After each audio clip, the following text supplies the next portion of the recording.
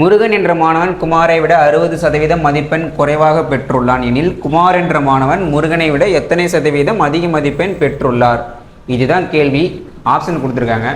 இதில் என்ன நடக்குது அப்படின்னா கம்பேரிசன், ஒருவருக்கு ஒருவர் கம்பேரிசன் நடக்குது. இப்படி கம்பேரிசன் வந்தாலே என்ன ஃபார்முலா அப்படின்னா R/100 plus R minus R × 100. சரிங்களா?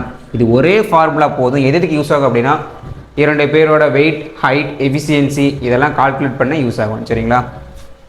அப்போது ஆறுங்கிற இடத்துல என்ன வரும் அப்படின்னா 60%, 100 ப்ளஸ் ஆர் மைனஸ் அப்படின்னா என்ன சார் அப்படின்னா கொஷினில் குறைவாக அப்படின்னு வந்திருக்கு. குறைவு அப்படின்னா மைனஸ். சரிங்களா?